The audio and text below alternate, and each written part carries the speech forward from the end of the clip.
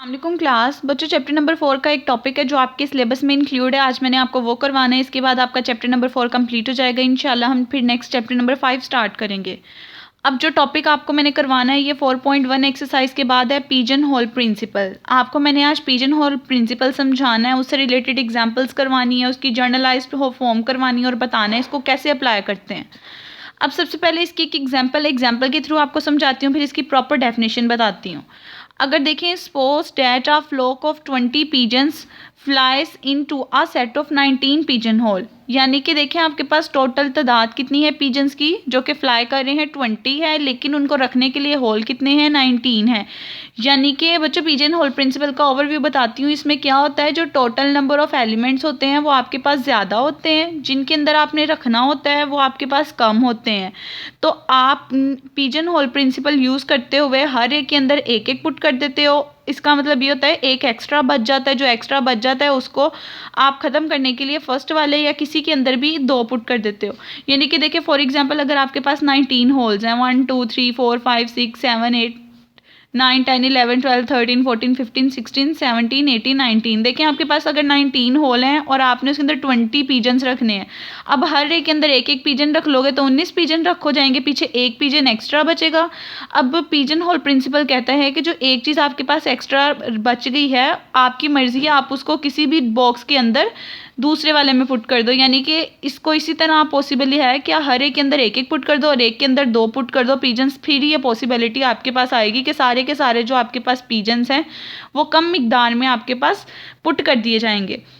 यानी कि pigeon whole principal में हमेशा आपको जो अमाउंट होगी वो एक ज़्यादा बताई जाएगी। आपने क्या करना होगा, किसी भी एक बॉक्स के अंदर 2 चीज़ें पुट कर देनी है, बाकी सब के अंदर एक एक चीज़ पुट कर देनी है। ठीक है, इस तरह वो एडजस्ट हो जाएंगे। अब देखिए यहाँ पे भी ये बात लिखी है कि कब पॉसिबल है। अगर देखें 19 पिजन्स का आप इस तरह एडजस्ट कर सकते हो कि अगर हर एक के अंदर आप एक पुट करो लेकिन किसी एक के अंदर आप एटलीस्ट 2 पिजन्स पुट कर दो, तो वो आपके पास पॉसिबिलिटी आ जाती है।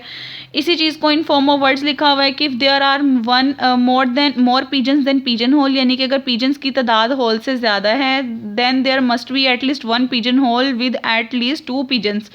तो इसकी तादाद को पूरा करने के लिए आपको क्या करना पड़ेगा, किसी एक पिजन होल में 2 पिजन्स पुट करने पड़ेंगे। इससे आपकी तादाद बैलेंस हो जाएगी और आप उसको कह दोगे। ये जो आपका रूल होता है, इस रूल का एक स्पेशल नेम है ड्राएचलेट ड्रॉर प्रिंसिपल भी इसे कहते हैं। ठीक है, जो पिजन होल्ड होता है उस प्रिंसिपल को आपके पास एक इसका सेकंड नेम है, ये प्रिंसिपल भी कहते हैं। अगर मैं उसको मैथ्स की फॉर्म में लिखूं तो मैथ्स की फॉर्म में ये थ्योरम आपके पास इस फॉर्म में आ जाता है कि अगर आपके पास के पॉजिटिव इंटीजर्स हैं एंड आपके पास उन्होंने देखे सबसे पहले ये कह दिया इफ़ के इज़ ए पॉजिटिव इंटीजर, यानी कि जो तादाद होगी वो हमेशा आपके पास पॉजिटिव होगी, वो कभी भी नेगेटिव नहीं हो सकती। एंड k+1 और more objects are placed into k boxes. यानी कि टोटल तादाद k+1 बता दी गई है, कितने बॉक्सेस बता दिए गए हैं, k+1 से एक कम, यानी कि k बॉक्सेस हैं। आपने k+1 ऑब्जेक्ट्स हैं उसको k बॉक्सेस के अंदर पुट करना है, तो आपको क्या करना पड़ेगा, एटलीस्ट 1 बॉक्स ऐसा होगा जिसके अंदर आप 2 को पुट कर दोगे और बाकी सब में 1 1 पुट करोगे। इस तरह जो k+1 ऑब्जेक्ट्स हैं वो k बॉक्सेस में पूरे के पूरे आ जाएंगे। अब इसका जो प्रूफ है, इसका प्रूफ मैं आपको समझा देती हूँ बच्चों। ये सारी चीज़ें याद करनी है, डेफिनेशन के तौर पर ही है, प्रूफ भी डेफिनेशन के तौर पे समझा देती हूँ आपको। अब इस चीज़ के प्रूफ को करने के लिए हम कंट्राडिक्शन यूज़ करेंगे। कंट्राडिक्शन में क्या करना होता है, उल्ट चीज़ आपने सपोज कर लेनी होती है। अगर उल्ट चीज़ सपोज करके नीचे आपकी चीज़ जो है वो गिवन चीज़ के ऑपोजिट आ जाए तो आप कहते हो ये आपके पास रॉन्ग मेथड है। इसका मतलब ये है कि वो वाली चीज़ जो गिवन है वही पॉसिबल हो सकती है। यानी कि देखिए यहाँ पे उन्होंने कहा है कि k+1 को आपने k बॉक्सेस में पुट करना है। मैं लेट कर लूँगी, उल्ट लेट कर लूँगी कि नहीं, हमने हर बॉक्स में एक ही आपके पास जो ऑब्जेक्ट है वो प्लेस करना है। जब मैं एक ही ऑब्जेक्ट प्लेस करूंगी उसके बाद जब मैं नंबर ऑफ ऑब्जेक्ट्स काउंट करूंगी तो बॉक्सेस के रिस्पेक्ट से उनकी तादाद k बनेगी, क्योंकि k बॉक्सेस में अगर एक एक हम पुट करें तो total number of objects k आएंगे।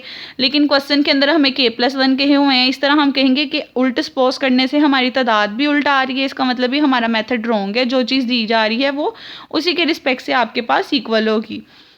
अब देखें यही काम यहाँ पे किया है, we prove this principle by contradiction. हम ऑपोजिट चीज़ लेके इसे प्रूव करेंगे प्रिंसिपल को। आपने सपोज कर लिया कि नन ऑफ के box contain more than 1 object, यानी कि हर बॉक्स एक से ज़्यादा ऑब्जेक्ट नहीं कंटेन कर सकता, सिर्फ एक बॉक्स के अंदर एक ही ऑब्जेक्ट होगा। अगर हर बॉक्स के अंदर मैं एक ऑब्जेक्ट प्लेस करती हूँ तो टोटल नंबर ऑफ ऑब्जेक्ट आपके पास k आ जाएंगे अगर हर बॉक्स के रिस्पेक्ट से कैलकुलेट करो। लेकिन जो क्वेश्चन है उसके अंदर उन्होंने कहा हुआ है कि total number of object k+1 है। यानी कि अगर हमने उल्ट सपोज किया है, इससे हमारे पास एक कंट्राडिक्शन आ गई है, उल्ट चीज़ लेने से उल्टा आंसर आ रहा है। इसका मतलब ये हमारी ये चीज़ रॉन्ग है।